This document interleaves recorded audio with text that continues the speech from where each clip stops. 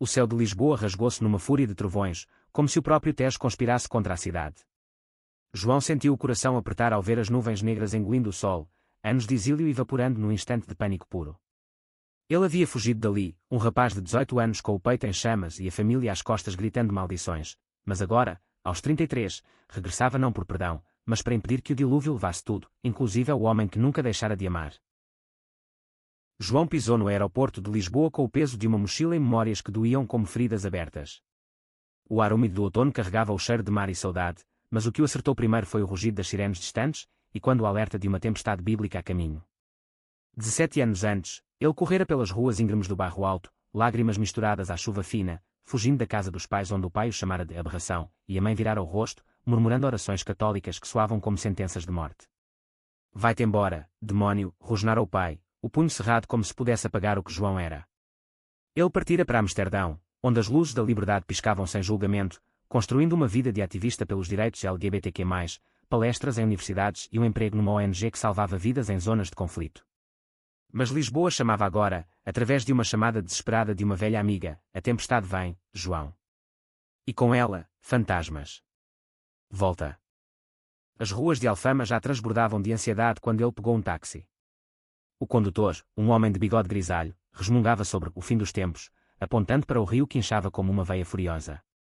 João apertou o telemóvel, revendo a mensagem de Inês: Miguel está aqui. Ele nunca se foi embora de verdade. Miguel. O nome era uma lâmina no peito. Aos 17, eles se beijaram pela primeira vez num beco escondido atrás da sé, sob o luar que filtrava através das trepadeiras. Miguel, com os olhos castanhos como o café da manhã e o riso que aquecia as noites frias, fora o primeiro a dizer: eu te amo, sem medo. Mas quando o pai de João descobrira uma carta esquecida, um beijo visto de relance, Miguel fora arrastado para longe, a família dele, devota e conservadora, mandando-o para um colégio interno no Porto. É melhor assim, dissera Miguel numa carta final, as palavras tremendo no papel: não posso te arrastar para o inferno comigo. João partira dias depois, deixando para trás um bilhete: um dia, voltarei por ti. O táxi parou abruptamente na Rua da Madalena, onde multidões se aglomeravam em frente às lojas de azulejos, enchendo sacos com mantimentos. João pagou e desceu, o vento chicoteando sua jaqueta de couro. O rio Tejo, outrora sereno, agora rugia como um animal ferido, as ondas batendo contra os cais do Sodré com força suficiente para engolir barcos inteiros. As notícias falavam de uma tempestade ciclónica, rara e impiedosa, prevista para atingir o centro da cidade ao amanhecer. Evacuações em massa, mas nem todos obedeciam, os mais velhos, agarrados às suas casas de um século, e os jovens, desafiando o destino com cervejas nas mãos. João dirigiu-se à casa de Inês, no Chiado, onde ela coordenava um posto de voluntários improvisado. Inês, sua confidente de infância, uma lésbica de 35 anos que lutara contra sua própria família de pescadores no Algarve, abraçou-o como se o tempo não tivesse passado. Tu estás louco por voltares agora, disse ela, os olhos inchados de cansaço, enquanto o arrastava para dentro do apartamento apertado, cheio de caixas de água e cobertores. Mas eu sabia que virias. Sempre foste o herói da história. João sorriu fraco, o peito apertado. Herói. Ele era só um homem quebrado, reconstruído em terras estrangeiras, com cicatrizes que ninguém via.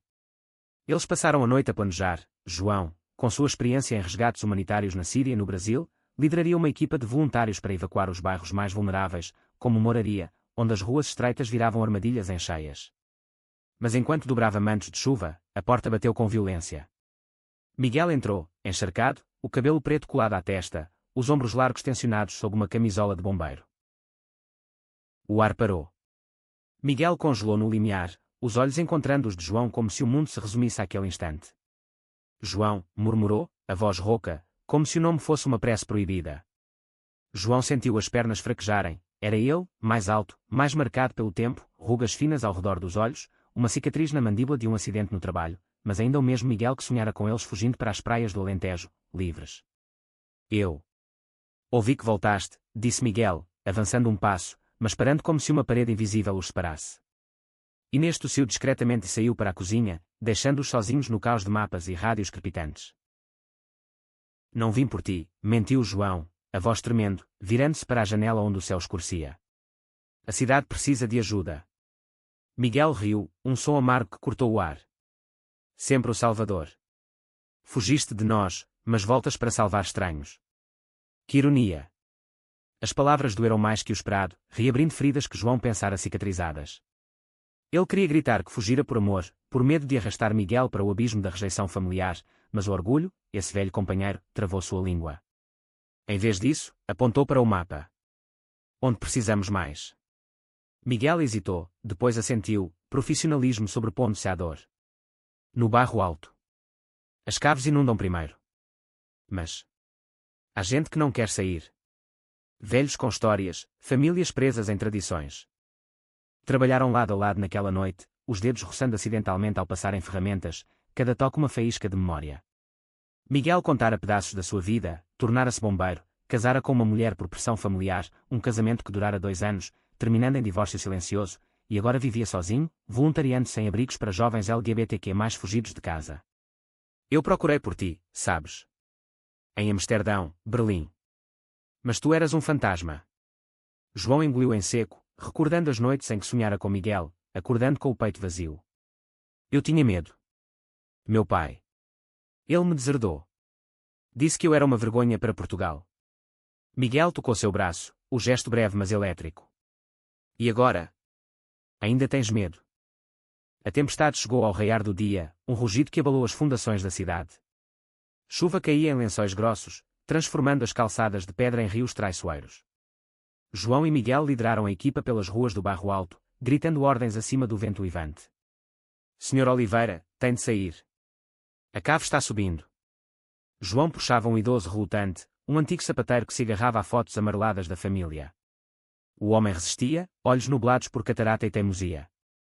Esta casa viu terremotos piores que esta água. E tu, rapaz, com esse jeito? Não me toques.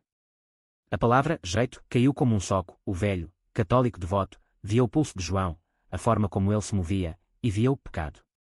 João parou, o coração martelando, mas Miguel interveio, firme mas gentil. Ele está aqui para te salvar, Senhor. Como Cristo na tempestade. Deixe-nos ajudar.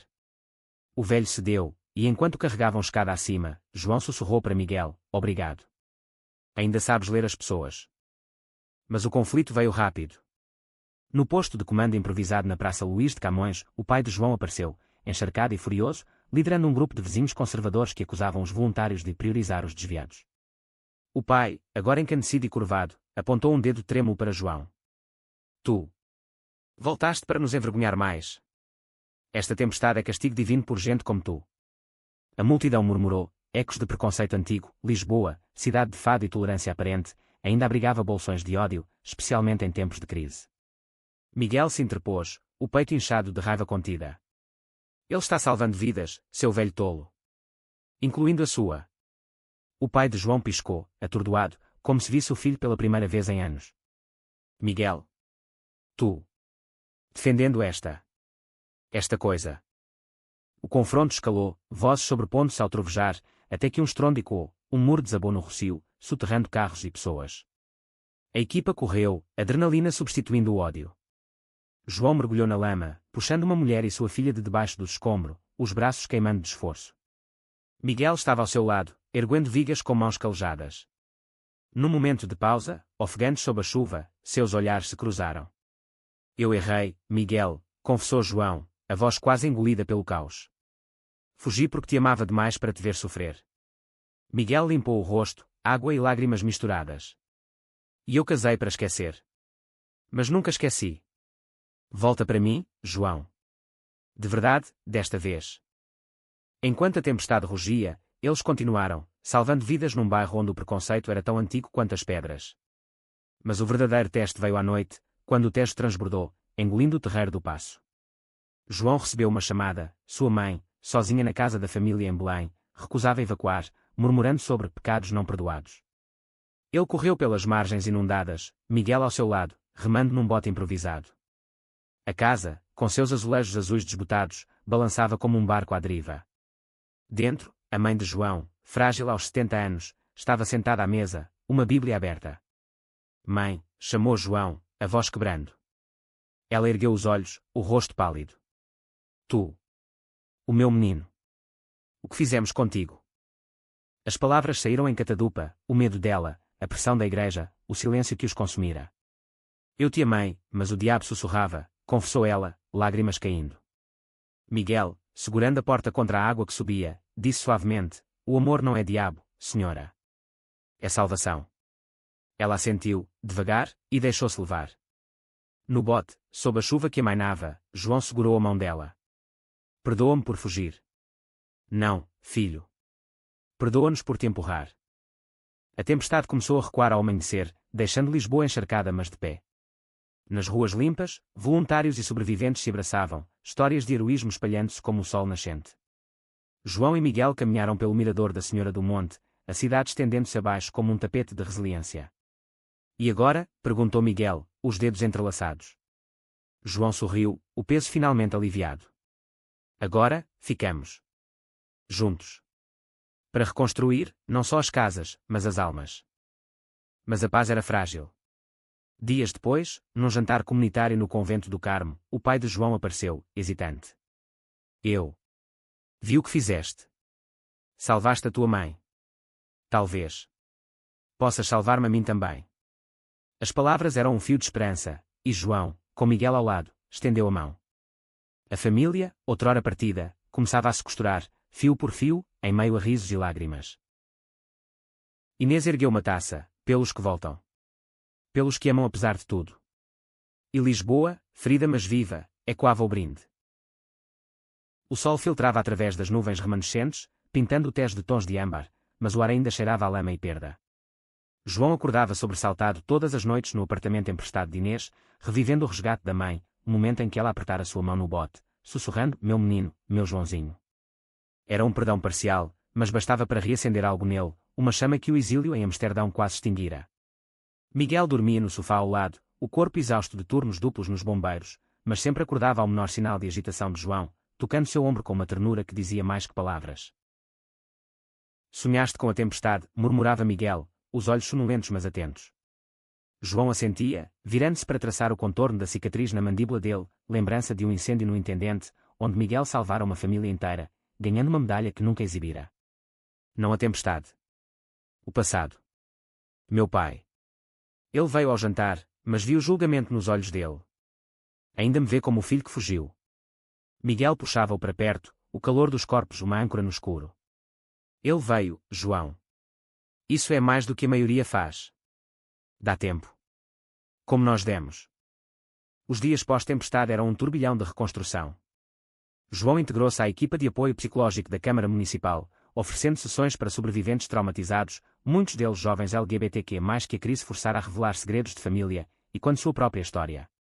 Numa tarde chuvosa, no centro comunitário do Príncipe Real, ele sentou-se com um rapaz de 19 anos chamado Tiago, olhos vermelhos e punhos cerrados. "Meu pai disse que a enchente foi por minha causa. Que Deus pune-os como eu." João sentiu o eco de seu próprio pai, as maldições bíblicas. "Ele está assustado, Tiago. O medo faz monstros de homens bons. Mas tu não és punição. És luz." O rapaz chorou, e João abraçou-o, um gesto que Miguel observava da porta, orgulho misturado a uma pontada de ciúme, não de posse, mas de saudade pelo tempo perdido. O ciúme veio à tona numa noite no Bairro Alto, onde bares como o Tram se reabriam com música fado misturada à eletrónica, celebrando a sobrevivência. João e Miguel dançavam colados, corpos sincronizados como nos velhos tempos, mas um homem se aproximou, alto, estrangeiro, com sotaque holandês, estendendo uma mão.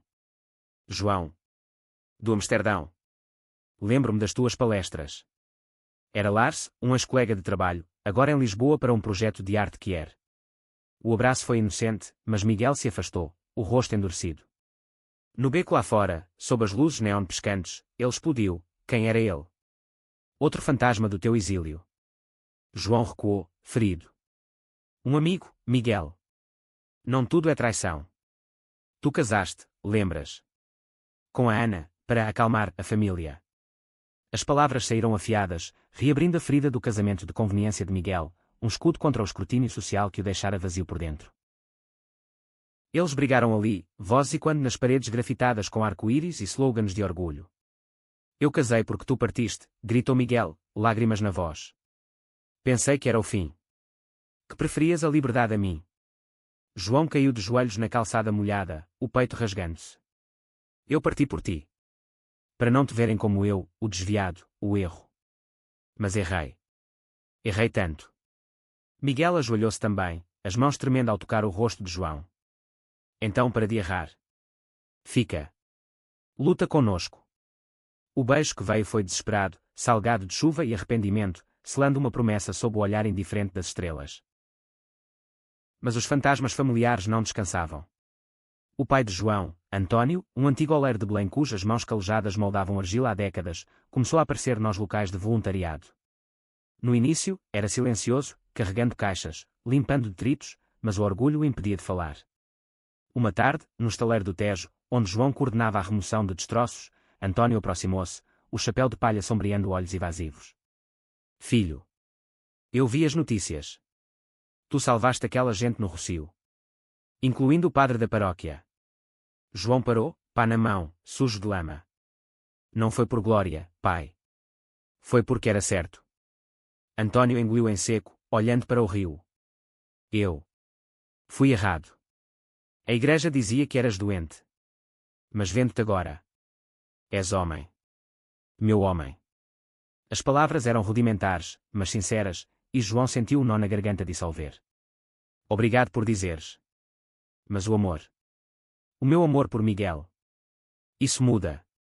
António hesitou, depois assentiu devagar. Muda. Se o coração manda. Minha mãe, tua avó, amava uma mulher, sabes? Escondido, mas amava. Morreu sozinha por vergonha. A revelação caiu como um raio, reescrevendo a história familiar. A avó de João, sempre retratada como santa devota, carregara um segredo que ecoava o dele naquela noite. Ao redor da mesa de Inês, com pratos de bacalhau à brás e vinho do Douro, a família se reuniu pela primeira vez em anos. A mãe de João, Maria, segurava a mão do marido, os olhos brilhando. Nós fomos cegos, João. Mas a tempestade lavou os olhos. Miguel, sentado ao lado, sorriu, mas tensões subjacentes ferviam. Inês, sempre a ponte, contou histórias de sua própria jornada. No Algarve, meu pai queimou minhas fotos com a namorada. Mas eu voltei, como tu, e mostrei que o amor vence o mar. O conflito irrompeu inesperado numa manifestação pós-tempestade na Praça do Comércio. Grupos conservadores, inflamados por pastores evangélicos, protestavam contra a agenda gay que atraiu o castigo divino, culpando a parada do orgulho de Lisboa pelo dilúvio. João e Miguel, marchando com a contramanifestação LGBTQ+, foram cercados. Um homem corpulento, com cruz no peito, cuspiu em João, pecadores. Saiam da nossa cidade. O soco veio rápido, acertando o estômago de João, dobrando-o ao meio. Miguel reagiu, derrubando o agressor, mas a multidão avançou. No caos de bandeiras e gritos, o pai de João surgiu do nada, interpondo-se como um escudo. Parem. Este é meu filho. Toquem nele, tocam em mim. A autoridade na voz, a de um homem que moldara o barro toda a vida, parou o tumulto.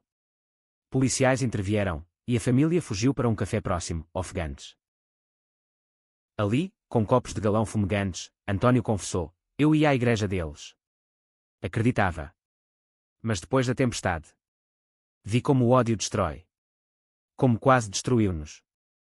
João, com o lábio partido, olhou para Miguel, que limpava o sangue com um guardanapo. Obrigado, pai. Por escolheres agora.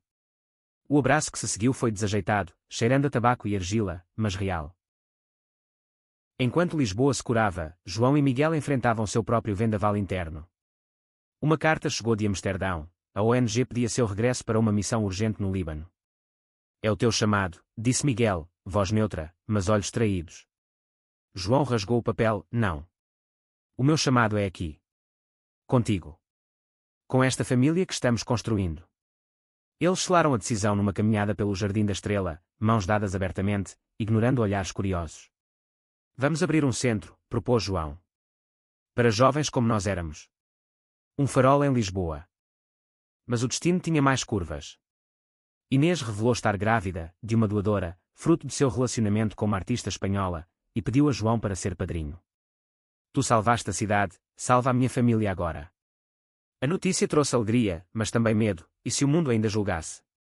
Numa noite de insomnia, Miguel confessou seu terror mais profundo, eu tenho AIDS, João. Contraí há anos, numa noite de desespero após o divórcio. Controlei, mas... E se te magoar? A revelação parou o coração de João. Lágrimas vieram, mas não de repulsa, de dor pelo sofrimento escondido. Tu não me magoas. Tu me salvas, todos os dias. Juntos, enfrentamos. A tempestade interna passou, deixando os mais fortes. Lisboa florescia novamente, com festivais de rua e murais de arco-íris nos muros reconstruídos. João, agora âncora local da ONG, palestrava em escolas sobre aceitação, sua voz ecoando nas salas cheias de rostos curiosos. O pai, António, juntou-se a ele numa sessão, contando sua transformação. Eu era o monstro. Agora, sou avô para o futuro. A mãe, Maria, tricotava mantas para o centro que abriam, suas agulhas tecendo paz. No entardecer no castelo de São Jorge, com a cidade aos pés, Miguel ajoelhou-se. Não com anel, eles riam da tradição, mas com uma chave, para o nosso lar. Para sempre. João riu, chorando, e aceitou. O amor, outrora fugidio, agora era âncora. Lisboa acordava com o canto dos pardais no terreiro do Paço, o sol dançando nas águas calmas do Tejo como se a fúria da tempestade fosse apenas um sonho mau. João e Miguel mudaram-se para um apartamento modesto no Moxigongo, paredes brancas salpicadas de azulejos recuperados do escombro, um espaço que cheirava a tinta fresca e possibilidade. As manhãs eram rituais suaves, café forte na varanda, mãos entrelaçadas enquanto viam os barcos de pesca voltarem, conversas sobre o dia, as sessões de João no centro de apoio, os turnos de Miguel nos bombeiros. Mas sob a serenidade, correntes subterrâneas de dúvida fluíam, alimentadas por ecos do passado. Uma semana após a mudança, o telefone de João tocou com um número desconhecido. Era o irmão mais novo, Pedro, que ele não via desde a fuga, agora um homem de 28 anos, casado e com um filho, vivendo no Lumiar. João, preciso falar contigo. Sobre o pai. A voz era tensa, e eles marcaram um encontro no jardim zoológico, num banco sob as árvores centenárias. Pedro chegou com o filho ao colo, um menininho de olhos curiosos, e sentou-se rígido. Ele mudou, sabes. Depois da tempestade, começou a ir a grupos de apoio. Para pais de filhos como tu. João piscou, surpreso. E tu? Ainda achas que sou o demónio da família? Pedro corou, baixando os olhos. Eu era miúdo. Acreditava no que diziam. Mas o meu miúdo. Ele é como tu. Sensível, sonha com rapazes nas histórias. E eu não quero que fuja como tu fugiste. A confissão abriu portas. Pedro contara como o casamento dele fora arranjado por pressão familiar, uma união estável mas sem faísca, e como via agora o erro em julgar João. Vem ao batizado do miúdo. Como tio. João hesitou, igrejas ainda o faziam tremer, mas Miguel encorajou, vai. Mostra que o amor não destrói fé. O batizado na Basílica dos Mártires foi um teste de fogo, olhares da congregação, sussurros sobre o filho pródigo que voltou, mas o pai de João, ao lado da pia batismal, apertou sua mão. Tu és família. Ponto final. O miúdo choramingou, e João acalentou, um momento de ternura que dissolveu anos de gelo. Enquanto isso, o centro LGBTQ+, que sonhavam abria portas no Chiado, batizado Arco-Íris do Tejo. Inês era a gerente, sua barriga arredondada um símbolo de esperança, e eles inauguraram com uma feira de arte que era, pinturas de casais como eles, poemas de amor proibido, performances de drag queens cantando fado reimaginado. Mas o sucesso atraiu sombras. Um grupo radical, guardiões da tradição, liderado por um ex-político desiludido, protestou à porta, cartazes gritando Lisboa não é Sodoma. O líder, um homem de 50 anos chamado Vasco, confrontou João pessoalmente, tu envenenas a nossa cultura com esta agenda. A tempestade foi aviso. João, com o microfone na mão, respondeu calmamente, a cultura de Portugal é de amor, de Camões a Sofia, de fado a revolução. O teu ódio é que é estrangeiro. A troca viralizou nas redes, dividindo a cidade. Suporte veio de celebridades, prefeitos e até do Papa Francisco, que tuitou sobre compaixão. Mas para Miguel, era pessoal, Vasco era o tio dele, o irmão mais velho do pai, um homem que o pressionara para o casamento falhado. Ele me odeia mais que a ti, confessou Miguel numa noite, após um protesto que terminou em arremesso de ovos. Diz que sou fraqueza na família. João segurou, sentindo a raiva ferver. Então mostramos força. Juntos. Eles contra-atacaram com um debate público no Coliseu dos Recreios, lotado de aliados e opositores. Miguel subiu ao palco primeiro, voz firme, eu sou bombeiro. Salvei vidas na tempestade, vidas de todos, não só das minhas. O amor não afoga, salva. Vasco rebateu com versos bíblicos, mas João fechou, Deus fez o teste para unir, não dividir. Escolhe o lado da água, não do ódio. O debate virou maré, com conversões inesperadas, até Vasco, dias depois, enviando uma carta, viu o erro. Meu sobrinho. Perdoa o velho tolo. Não era redenção total, mas um passo, e Miguel chorou ao lê-la, João ao seu lado. A gravidez de Inês trouxe leveza. Ultrassons no Hospital de Santa Maria revelavam uma menina, e eles escolheram o nome Sofia, por de Moraes. Mas complicações surgiram, Inês precisou de repouso, e João assumiu mais no centro, descobrindo uma jovem voluntária, Ana, uma trans de 22 anos fugida do interior. Minha família me deu um ultimato, cura ou rua, contou ela, voz tremendo. João viu-se nela, o mesmo medo, a mesma fuga. Aqui, és família. E vamos lutar pela tua cura, aceitação. Ana tornou-se sua protegida, pintando murais no centro que capturavam a essência de Lisboa que era, casais dançando no luar, bandeiras tecidas em azulejos. O clímax veio num fim de semana de orgulho antecipado, uma parada resiliente pelas ruas do Baixa. João e Miguel marchavam na frente, com Inês no carro de som, voz amplificada, pela tempestade que nos uniu. Mas no Rocio, um grupo de vândalos, remanescentes dos guardiões, atacou, garrafas voando, caos explodindo. João foi arrastado para uma briga, soco acertando sua têmpora, visão borrando. Miguel o defendeu, corpo sobre corpo, mas uma faca brilhou na mão de um atacante. O golpe visava João, mas Miguel intercebeu, a lâmina cortando seu braço. Sangue jorrou, e o mundo parou. No hospital, sob luzes fluorescentes, João velava Miguel, pontos frescos no braço dele, idiota, murmurou João, beijando a mão imobilizada. Salvar-me outra vez. Miguel sorriu fraco. É o que fazemos. Um pelo outro. A família chegou em peso, pais de João, Pedro com o filho, Inês com lágrimas. Até Vasco, o tio, apareceu no corredor, rosto cinzento. Eu. Ouvi. Diga ao miúdo que sinto muito. O perdão fluiu ali, no cheiro de antisséptico, curando mais que feridas físicas. Recuperado, Miguel voltou ao trabalho, braço enfaixado mas espírito intacto.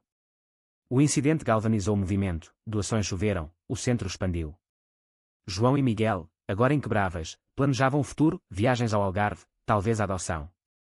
Somos a tempestade que sobreviveu, disse João, numa noite no mirador de Santa Catarina, estrelas refletindo no rio.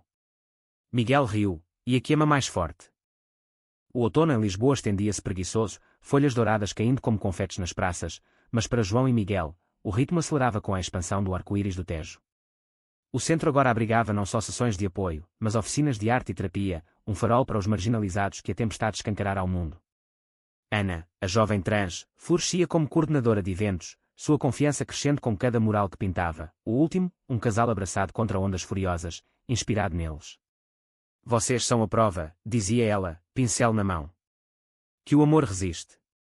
Mas o passado de João teimava em sussurrar. Uma carta de Amsterdão chegou, não da ONG, mas de um antigo mentor, revelando uma verdade enterrada. Durante sua fuga, João deixara para trás um diário, encontrado anos depois, com entradas sobre Miguel que o mentor lera em segredo. Tu inspiraste gerações, escreveu o homem, mas perdeste-te no processo. João mostrou a Miguel, sentado na varanda ao pôr do sol. Sinto-me exposto.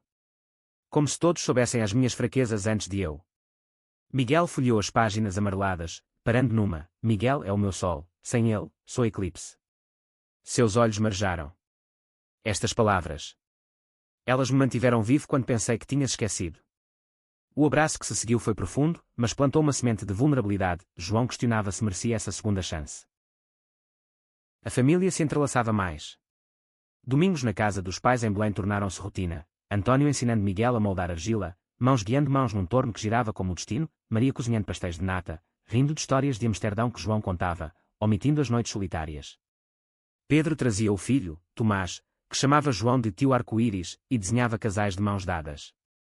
Mas tensões familiares borbulhavam. Numa refeição, o tio Vasco apareceu convidado por António, tentativa de reconciliação. O homem, outrora venenoso, agora calado, elogiava o centro, viu o miúdo, o Miguel, no jornal. Orgulho. Mas quando vinho solto, escapou, ainda acho que casamento é entre homem e mulher. Mas sangue é sangue. Miguel enrijeceu, garfo parado. Tio, o teu ainda fere mais que ódio aberto. O silêncio caiu pesado, e João interveio. Paz, amor. Um passo de cada vez. Mas no carro de volta, Miguel explodiu, porque defendes ele. Após a facada. João suspirou, porque o ódio dele é medo. Como o do meu pai era. E nós mudamos isso. O conflito escalou com a gravidez de Inês. Aos 7 meses, ela sofreu um susto, contrações falsas, hospitalização no Curri Cabral. João e Miguel correram, encontrando-a pálida na cama, a parceira Clara ao lado, segurando sua mão. É a Sofia, murmurou Inês. Ela quer nascer forte, como a mãe. Os médicos acalmaram, repouso absoluto. João assumiu o centro integralmente, mas o stress o consumia, noites em claro revisando orçamentos, lidando com doadores céticos que questionavam priorizar minorias num país católico. Numa reunião com a Câmara, um conselheiro conservador zombou: o teu centro é bom, mas e os heterossexuais? Equilíbrio, rapaz. João rebateu: o amor equilibra a todos. Ou esqueceste a Constituição? A pressão rachou algo em Miguel. Após um turno exaustivo, um incêndio no armazém do Alcântara, salvando imigrantes sem papers, ele chegou em casa colapsando, não de cansaço, mas de exaustão emocional. Eu tomo os remédios, João. A carga viral é baixa. Mas isso? E se eu for fraco para isto tudo? Para ti, para o centro, para a família que estamos fingindo ser normal. João sentou-se no chão da cozinha, azulejos frios sob eles. Não fingimos. Somos reais. O teu HIV não te define, o nosso amor sim. Mas Miguel confessou mais, flashbacks da noite em que contraíra, uma orgia anônima em Porto pós-divórcio, fuga do vazio. Eu traí o nosso fantasma. João chorou, não de traição, mas de dor pelo sofrimento. Tu não traíste. Sobreviveste. E eu te escolho, todo tu. A virada veio inesperada. Inês entrou em trabalho de parto prematuro, 2 semanas cedo, numa madrugada de trovões leves, eco da grande tempestade. No hospital, sob luzes ofuscantes, Sofia nasceu chorando forte, 2,5 quilos de vida teimosa. João segurou-a primeiro, como padrinho, os olhos nublados. Bem-vinda, pequena. À família que não foge. Miguel, ao lado, tocou a mãozinha dela, um voto silencioso. Inês, exausta mas radiante, sussurrou: obrigada por me carregarem até aqui. A notícia espalhou-se, trazendo a família ao hospital. António com flores de Belém, Maria com um cobertor tricotado, Pedro com Tomás que queria ver a prima arco-íris. Até Vasco veio, hesitante na porta, deixando um urso de pelúcia. Para a miúda. Diga que o avô postiço manda. O gesto quebrou o gelo restante. Naquela noite, no quarto de Inês, brindaram com sumo, risos misturando-se a lágrimas. Mas o destino estava ainda.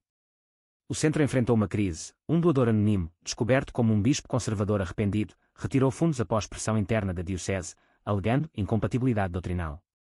Jornais sensacionalistas titularam Escândalo que era em Lisboa, reabrindo feridas. Manifestantes voltaram, menores mas vocais, e Ana, a voluntária, sofreu assédio online, duvidando: vale a pena, João? Fugir parece fácil de novo. Ele a abraçou: fugir é morte lenta. Lutar é viver.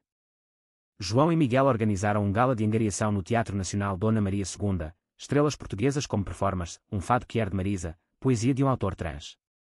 O salão lotou, mas no intervalo, João recebeu uma chamada: seu pai caíra no estúdio de oleiro, coração fraco. No hospital, António jazia pálido, tubos no nariz. Filho. Eu vi o suficiente. Reconstruíste o que quebrei. João segurou sua mão: descansa, pai.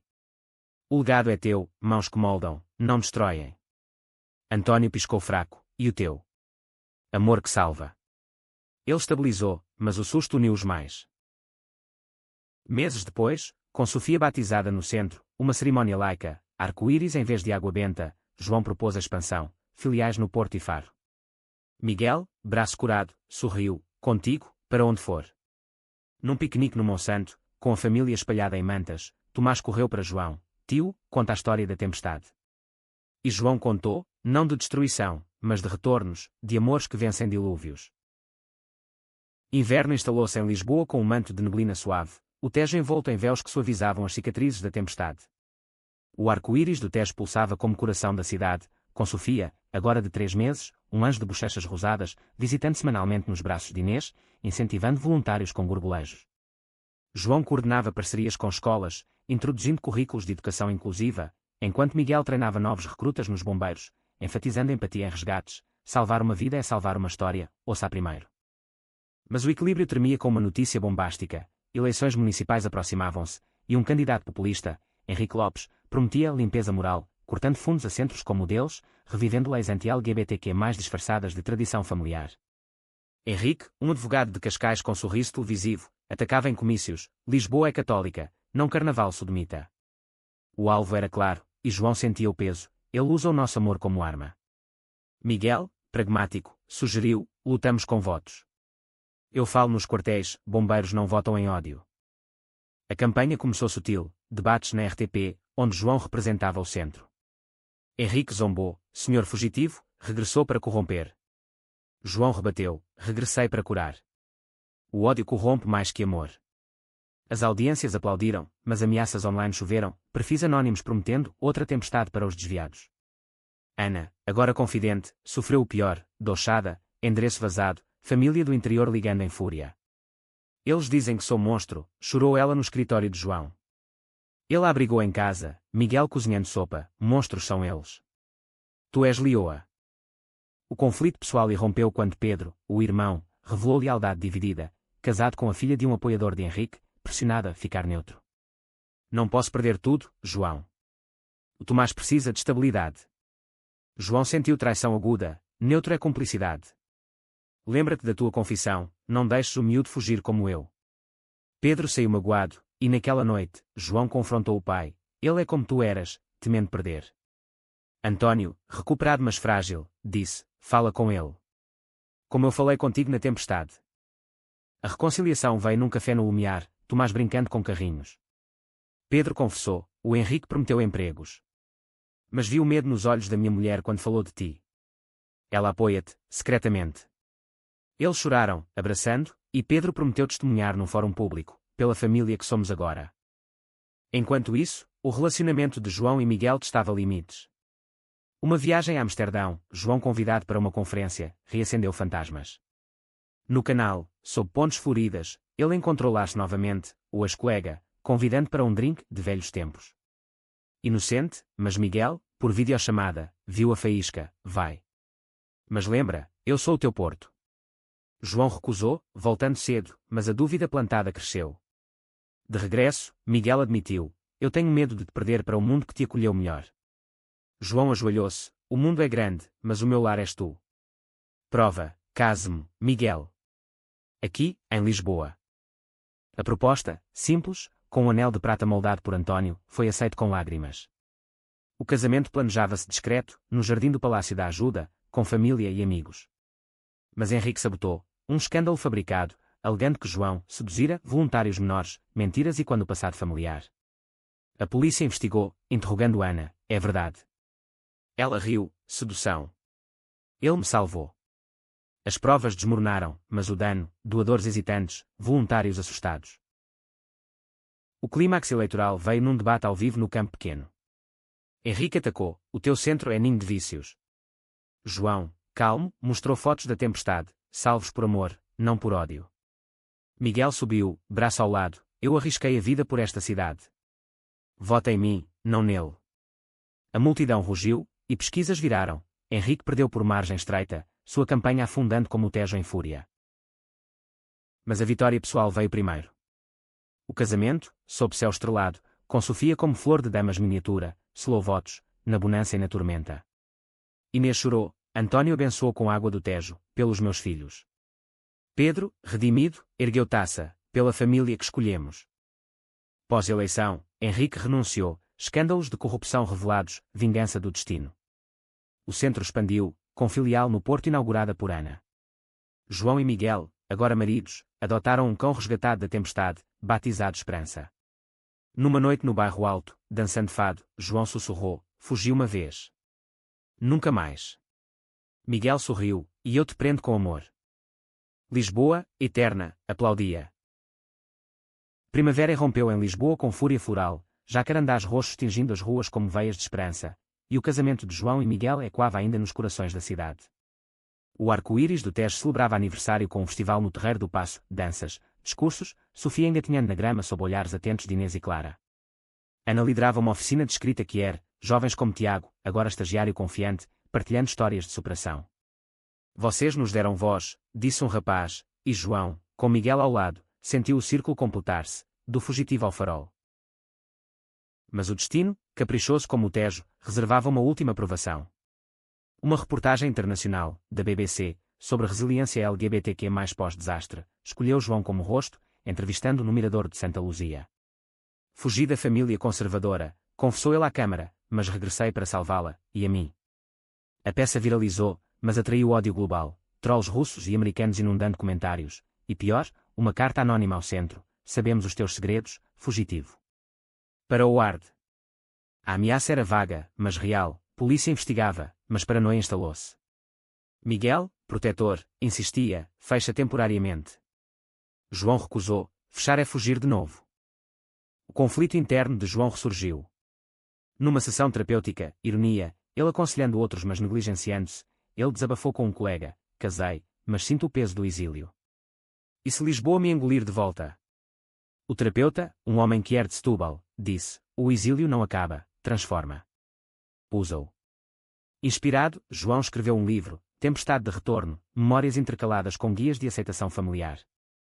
O lançamento no FNAC do Chiado lutou, com António lendo um excerto: meu filho me ensinou a moldar argila com coração aberto. Lágrimas caíram, e o livro subiu nas listas, financiando a filial de Faro. Enquanto isso, a família expandia laços. Tomás, aos 4, perguntou inocente: tio João, por que fugiste? João ajoelhou-se: porque tinha medo, mas o medo mente. O amor diz a verdade. Pedro, ouvindo, confidenciou: minha mulher está grávida. E apoia o centro. Vamos juntos.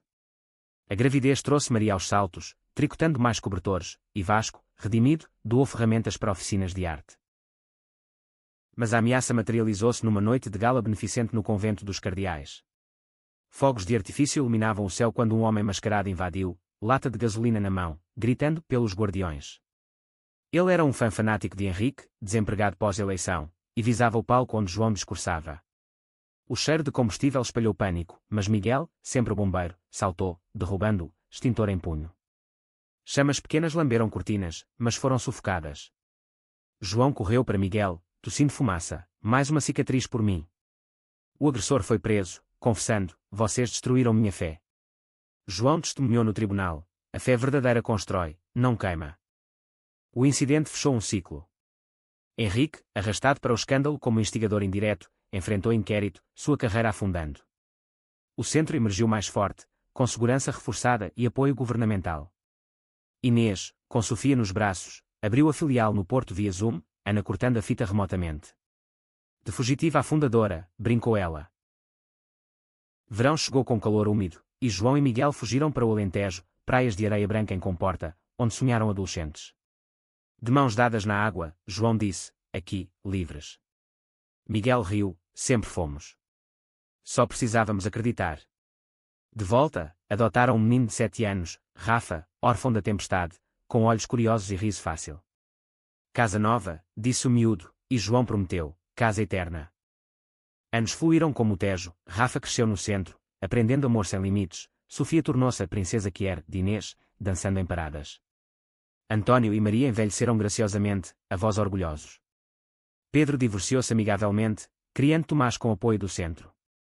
Vasco, solitário, encontrou paz voluntariando, contando histórias de redenção. Num 10º aniversário da tempestade, Lisboa homenageou os heróis no Rossio, estátua de voluntários, arco-íris esculpido na base. João e Miguel, grisalhos mas firmes, cortaram a fita, família ao redor. De fuga à salvação, discursou João. O amor é a verdadeira força. E sob o sol eterno, Lisboa sussurrava: bem-vindos para casa.